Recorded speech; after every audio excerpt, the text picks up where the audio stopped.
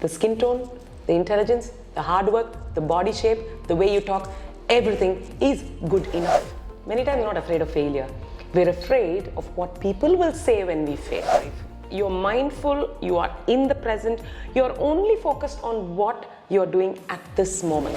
The problem with not keeping commitments is not always laziness. It's you have overcommitted, you have overextended yourself. It is such a pleasure and privilege for me today to welcome Anu Hassan into our Champion Woman channel to speak to all our viewers. Imagine having the courage to having coffee with Anu, right? Turning the mirror around and making you the answerer and me the interviewer. I better have courage to do this. It's about time someone did it. So, as you know, Anu is a media professional, an entrepreneur, author, positivity ambassador. And for us to have her tell us some of the things she has done as a champion woman will be fantastic to listen to today. So let me ask you, Anu, the first question is, what does a woman need to do to really have life sunny side up? Even when you just say the title of your show, say the title. Yeah, keep your life sunny side up. That title makes me smile, right? So where does a woman start, Anu, to be able to keep her life sunny side up? How should she goal set? So, Ranjini, first off, thank you very much for having me on the ChampionWoman channel. And when you say goal setting, I think it makes it very scientific when it comes to keeping your life sunny side up, but I think it is more a flow, right? The way I look at it is most people nowadays are talking about positivity and to a large extent, a lot of them are very looking at toxic positivity, which means always keep your life sunny side up, always be happy, always. But you know, life is not like that. You can't always be happy, you can't always be positive, you can't. So I say, the first, if you want to look at it as goal setting to keep your life sunny side up, I think what you need to do is, the first goal is to acknowledge that there are dark moments in life. There are tough moments in life. You are going to be sad. You are going to go through tough periods. But the goal there is to go through that, acknowledging it. Don't hide it, don't sweep it under the carpet, but don't forget that there are other things that are going right in your life. I think the problem that we have is when things go wrong, we think everything is going wrong. When things go right, we think, oh, life is wonderful. But the point is, everywhere there's something else lurking, right? When things are going wrong, there is a happiness, there's a positivity, and there are good things lurking. And when there are things going right, don't forget there will be bad things lurking. So if you want to set a goal, I'd say your goal would be to make sure that you are authentic and genuine in the way you acknowledge what's happening in your life. That's fabulous. So Anu, you've been championing this concept of notes to self, right? And we in Champion Women always talk about journaling because we believe that the well-being and self-esteem of women goes up when you do that. Can you talk about that? So my notes to self started off with the purpose of making it more relatable. Because I was tired, as a person, I was tired of people telling me what to do, right? Oh, you should do this, you should do that. When someone says that, somehow we're not very receptive about, to those ideas. But when we say it's note to self, then it's almost as if someone is peeping into the window of your life, seeing what you have been through and therefore what your learnings are. So that's how the note to self happened, and therefore I thought they might be a bit more open to opening the window into their life and looking inward. So that was the purpose of note to self. The other thing is, when you say journaling, I actually do journal, and the reason I journal is because it's a very silly thing, because I am a person much given to melodrama. So I tend to exaggerate things that happen to me, especially when they're bad. So I noticed that this was happening. So what I do is, journaling gives me the ability to step back and look at it as an observer. So I write down with a full melodrama. All these big words, those dramatic statements and all of that will be there in the journal. Then I pause, close it, and I go away. Come back after some time and read it. And invariably, the rational voice in my head says, isn't that a bit of an exaggeration? It's not as bad as you made it out to be, right? So that conversation is what journaling helps me. And then of course, then I look at what needs to be changed, and I do try to change. Then I look back at my journals. It's with a lot of amusement and with a lot of gratitude. So does it enhance self-esteem? I would say it enhances self-awareness and self-knowledge, because I think self-esteem is a bit deeper than just looking at what you are doing, because according to me, self-esteem comes from building that confidence in your abilities, knowing that you as you are good enough. The skin tone, the intelligence, the hard work, the body shape, the way you talk, everything is good enough, right? And that is self-esteem. But when you journal, you're actually showing yourself a critical mirror, and you're looking at yourself and saying, hey, is this true? Is this your weakness? Is this really a tough period you're going through? That is one question. The other thing is, yes, it is true. Yes, it is your weakness. Yes, it is a tough time you're going through. Now, how do we go about getting through this? So that's how I look at it. When we say the name Anu Hassan itself, expressive communication just jumps up, right? So I'd love for you to share with our women in the workforce especially, how do you build a confident style of communication, and what is it that you do that really reaches so many people? Yeah, so I don't know whether this is a blueprint, but I'll tell you what works for me. I have two kinds of communication, right? One is a formal one, and one is, actually three types. Formal, semi-formal, informal, okay? What I'm using now is the semi-formal one. When I do the informal one, it depends on the audience that I'm talking to. When I'm using semi-formal, it is like it can appeal to both the formal audience as well as the, the non-corporate audience. When I'm doing the formal one, then it's in a corporate presentation.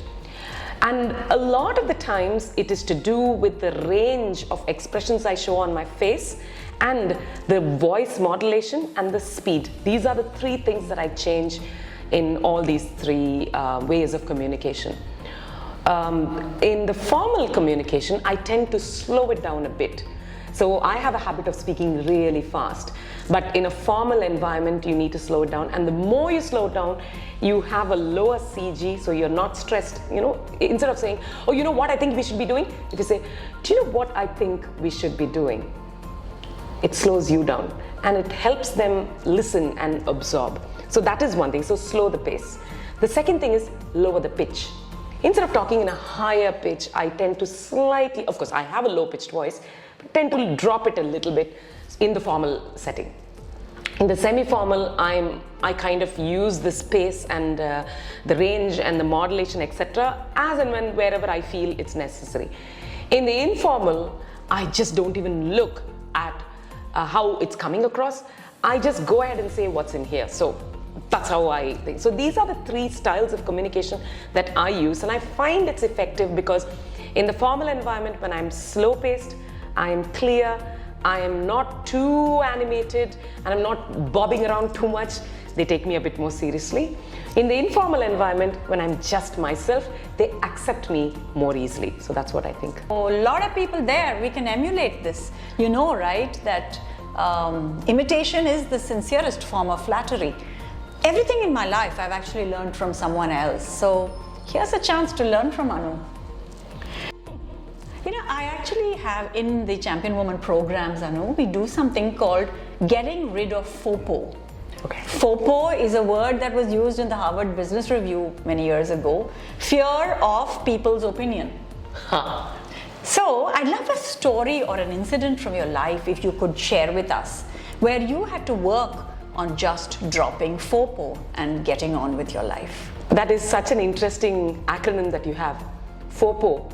Because if you don't get rid of it, that is a faux pas in your life, right? In French, faux pas means it's a blunder.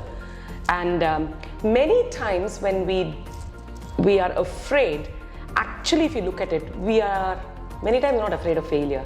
We're afraid of what people will say when we fail, right?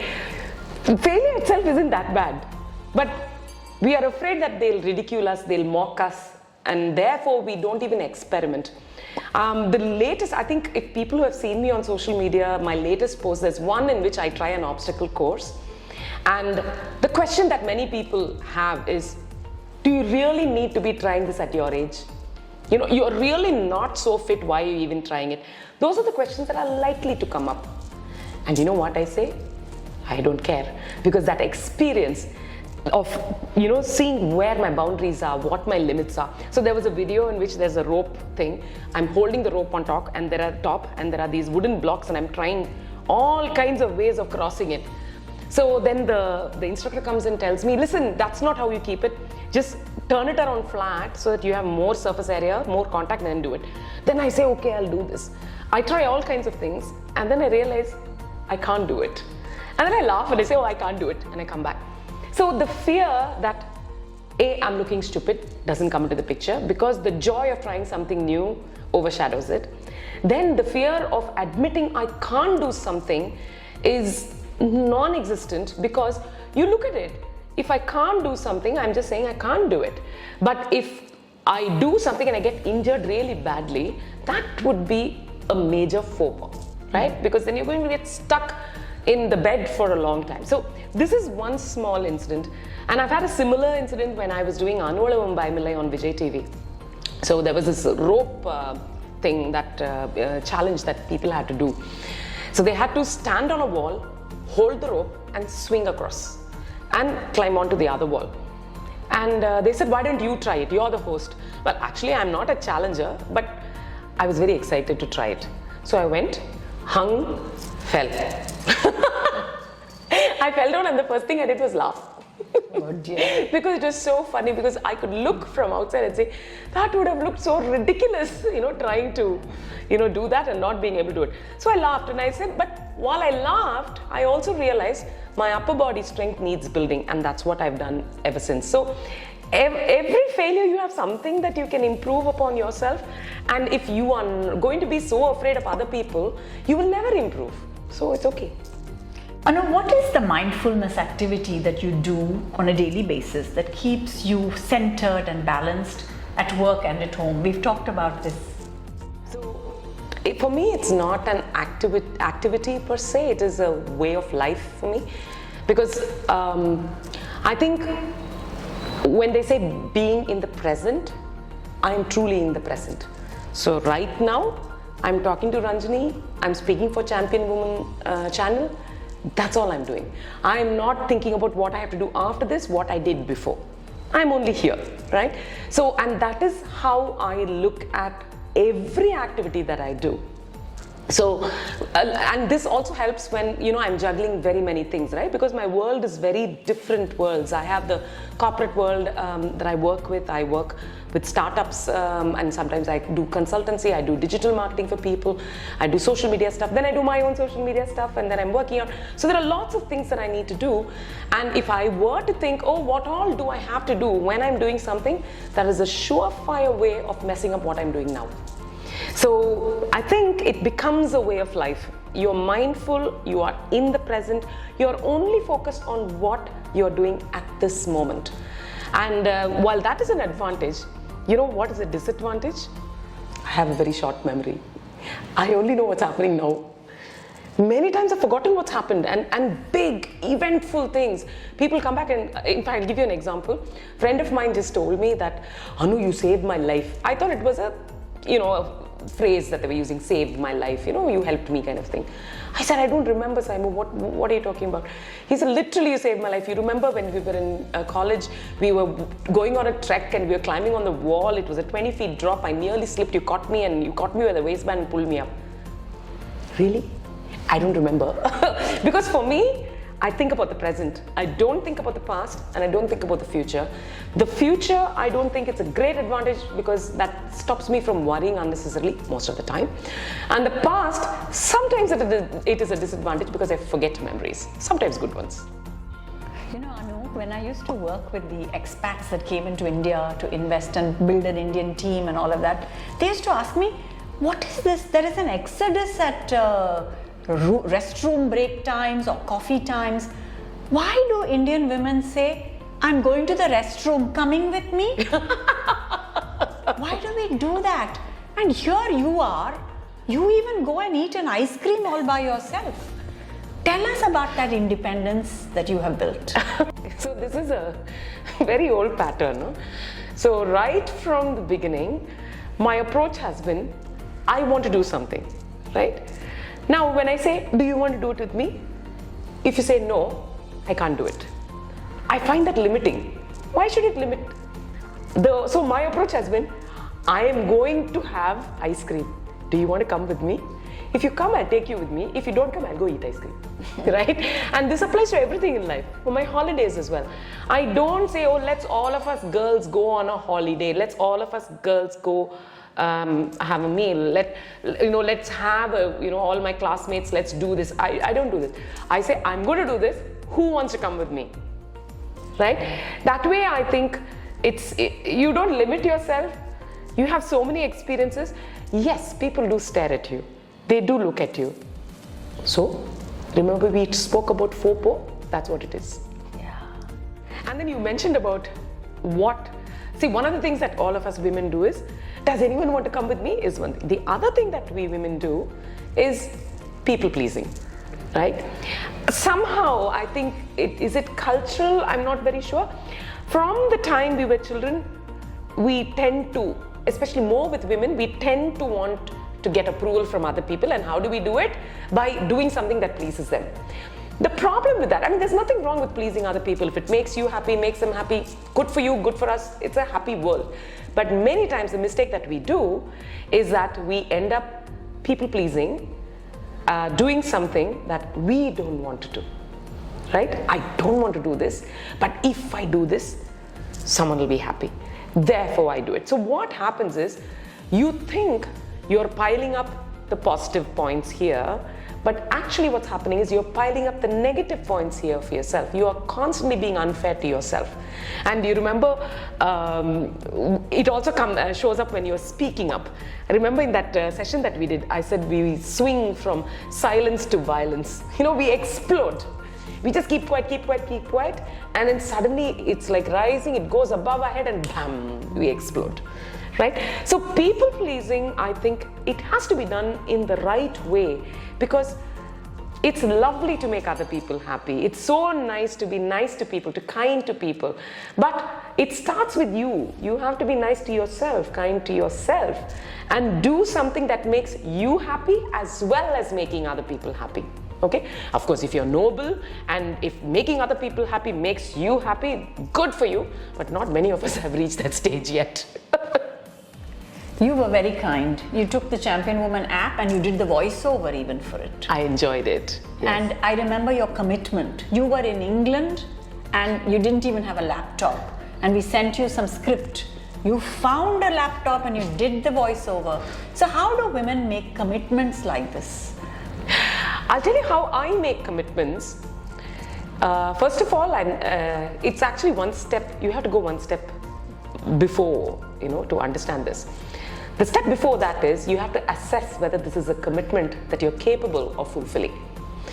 The problem with not keeping commitments is not always laziness. It's you have overcommitted, you have overextended yourself.